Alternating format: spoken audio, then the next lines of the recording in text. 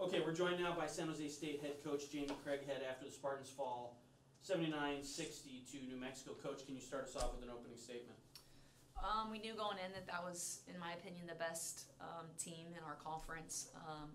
I think their pieces, they got some transfers from Wazoo and Kansas, and the freshman is really good. And I think turnovers killed us and a slow start offensively, but for the most part in the second half, they gutted it out, and we won the second half.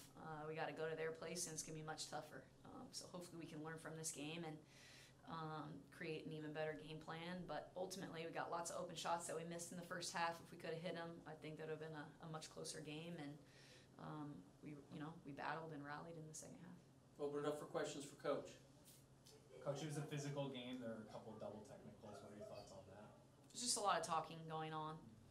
I guess when you're 20-3, you like to say stuff to the team that's 3-20 now?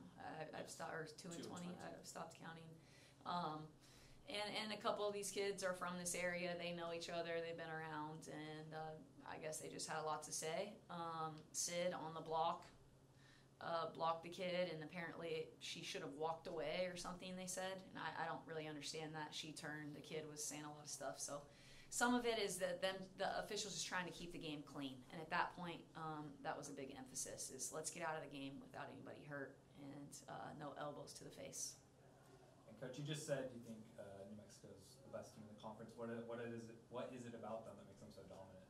Well, I mean, number 15 transferred from Kansas University, played significant minutes there, had a coaching change and left. Tremendous basketball player. Jason Nunn is the best post player in our conference. The other transfer that gets them to be a little bit bigger is McClure, 21, is a grad transfer from Wazoo. So you're just talking about a team that, has some older players, some experience.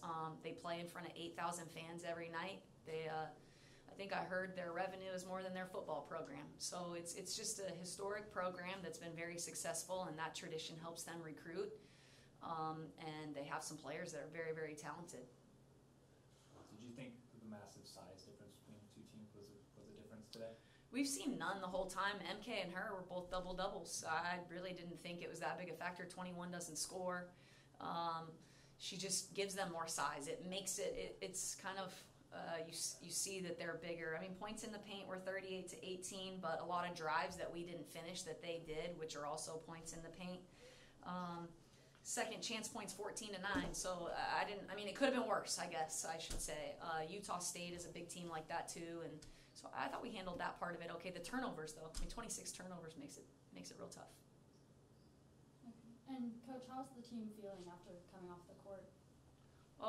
Nobody likes to lose.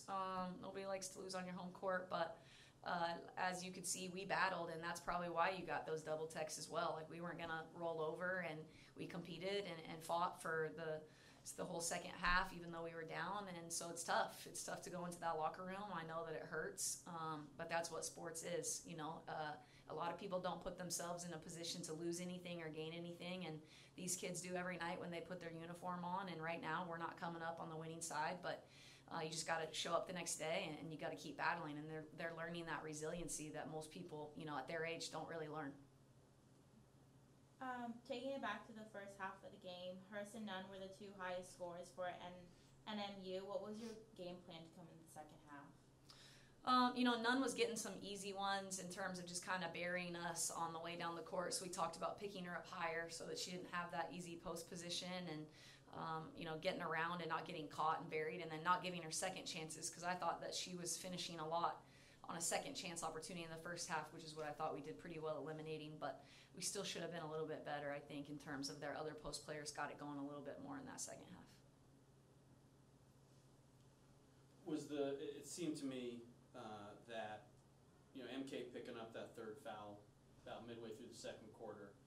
New Mexico, I think it was about a 10-point game then. New Mexico was able to push it out. How tough was it that MK had picked up that foul, had to come sit down at that point in the game? To be honest,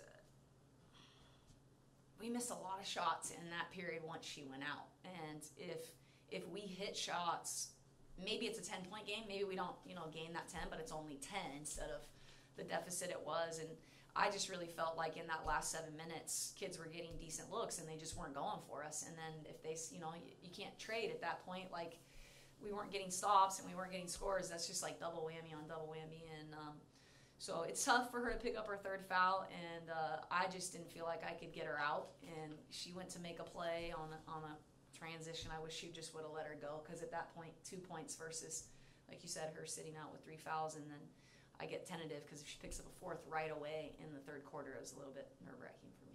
And then they were just very aggressive going to the hoop. I mean, they went to the free throw line 27 times, made 20 of them.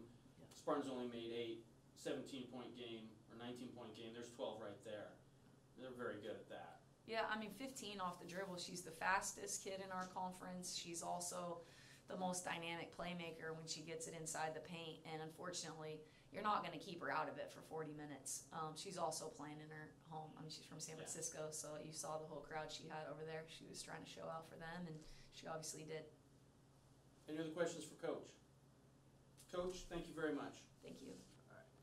Okay, we're joined now by student athletes Danae Marquez and Michaela Wilson after the Spartans fall to University of New Mexico 79-60.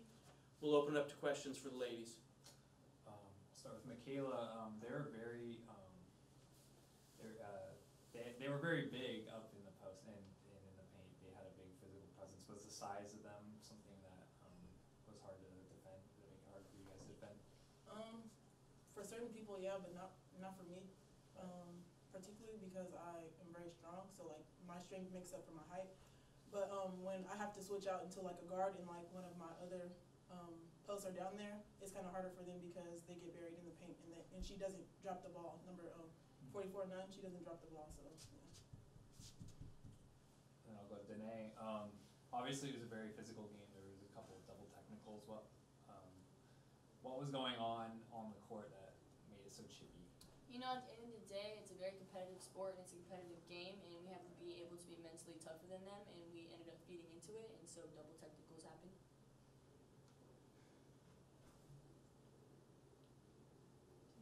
Any other questions for the ladies? Ladies, thank you very much.